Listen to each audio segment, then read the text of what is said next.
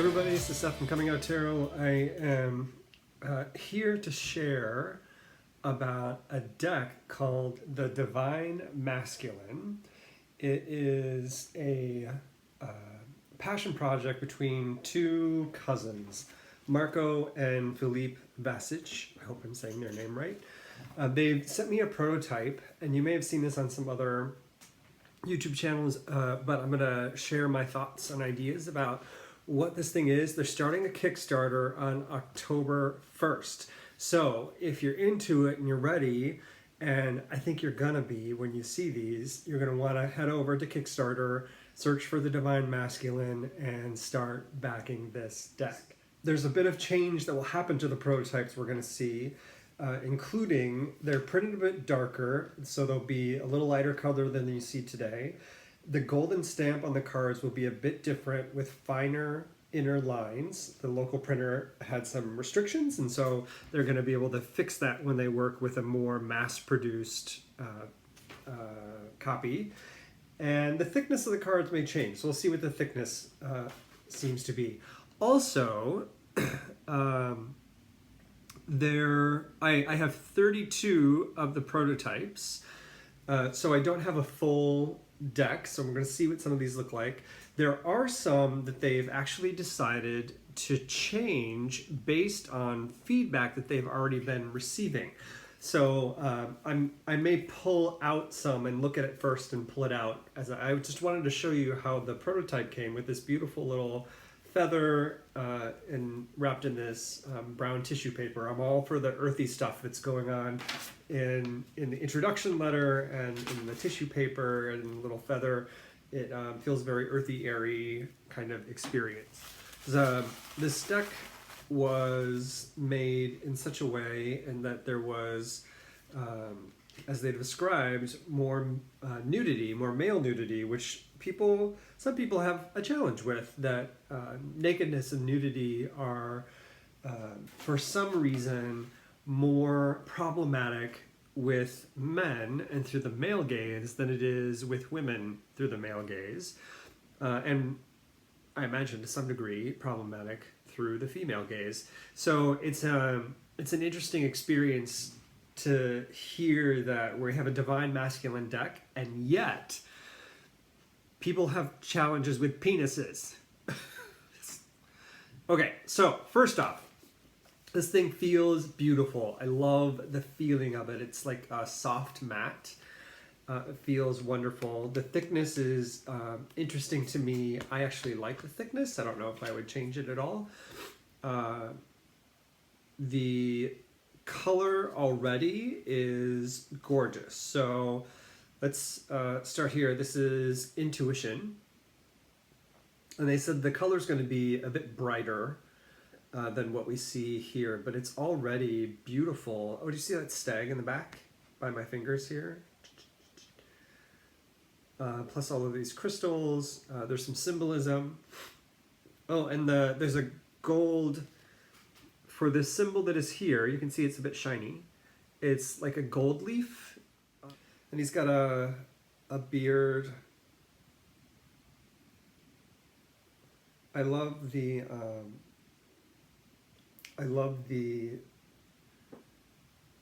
femininity of shape and dress in this card that we would normally see related to, I believe, the High Priestess. Okay, next, the Eight of Diamonds. So diamonds instead of pentacles. It's got quite a glow down here from these embers, doesn't he? And work being done, someone walking. Oh no, that's a statue in the background. So something he's already created.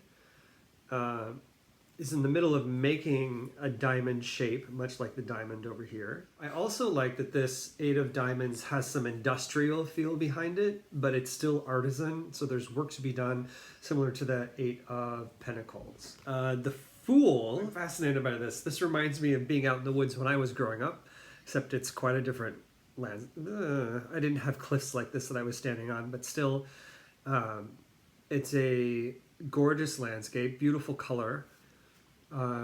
His knapsack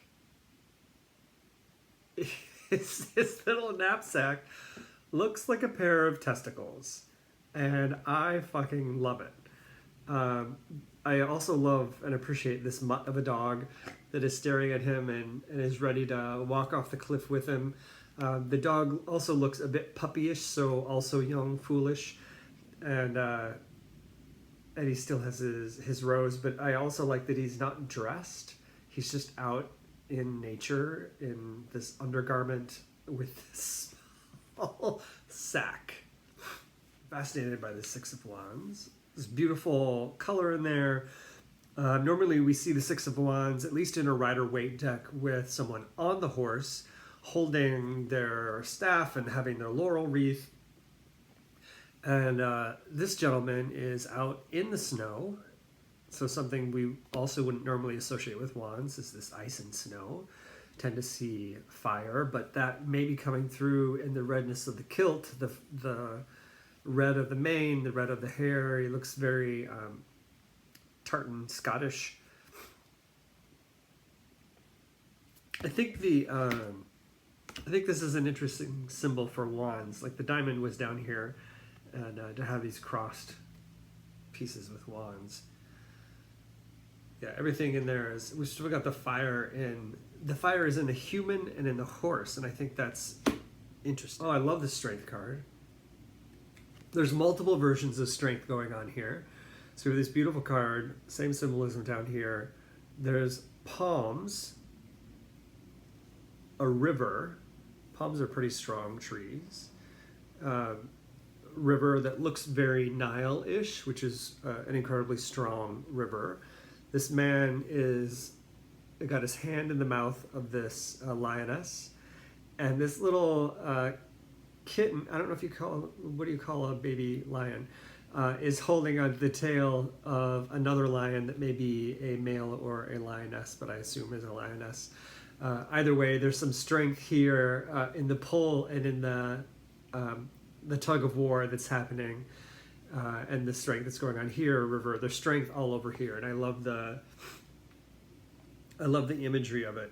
It also makes me wonder where the male is, where the leader of this pride is, and what kind of strength that embodies. Ooh, so we're in a desert scene. I love that these are not the traditional expectation that we would see. So swords, Seven of Swords, we've seen in a desert before. We usually see tents. Here we've got a different kind of tent, still nomadic. We've got these elephants moving from what looks like oasis and a camel sitting in the background, a fox down here, and this gentleman who is lifting a skirt of sorts, and he's also in heels. So in his way, by himself, he's getting away with something that is a self-expression, that is away from the other people in the camp, that is a little bit sneaky. The fox, I can't remember what kind of fox this is with the big ears. It's a style of fox. It's a certain breed, and it is gorgeous. I can see how this one will be beautiful lighter.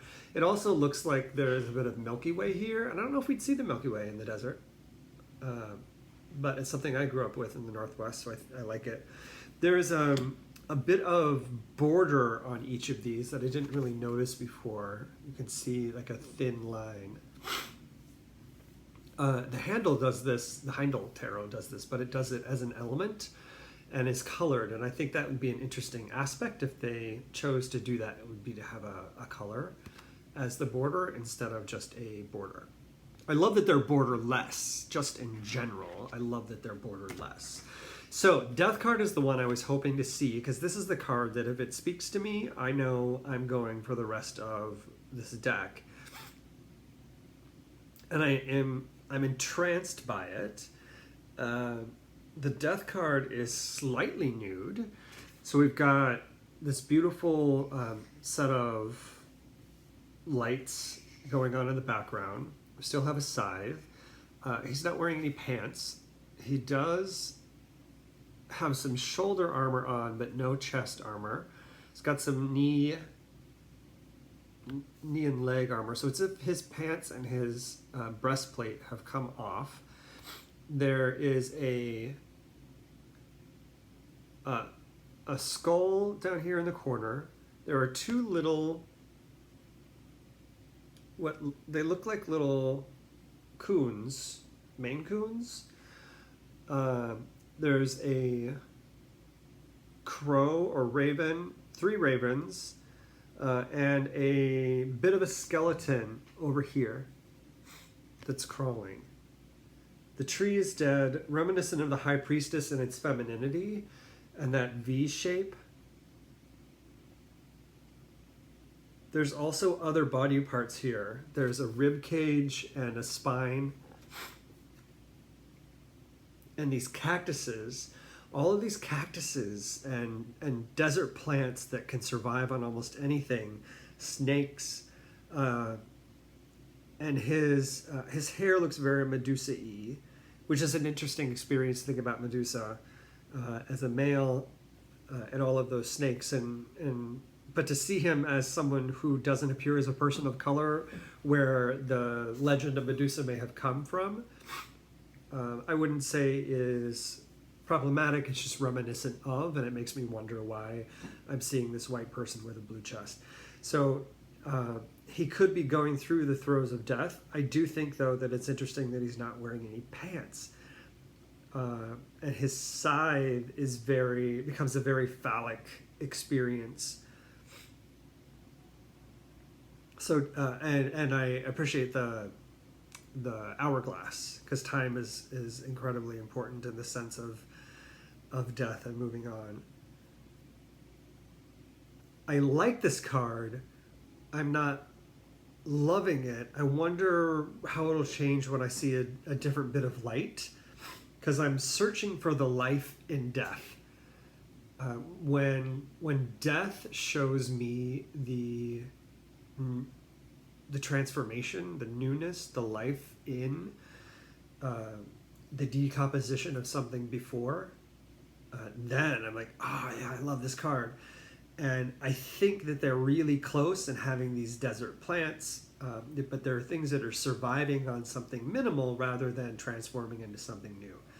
So he appears to be in the throes of transformation. I just can't tell to what. This is a body type we don't normally see when we're expected to see men in any kind of card or any kind of art.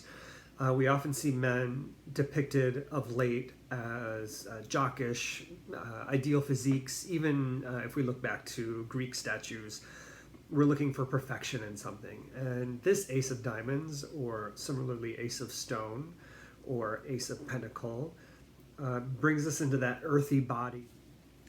I think the labyrinth behind him is interesting because the simplicity of the Ace of Pentacles or Diamonds seems to have an easy road, although there can be some effort behind it, I think, which is simple. And he's also holding this beautiful orange from this orange grove, which is an own sense of like luxury and richness.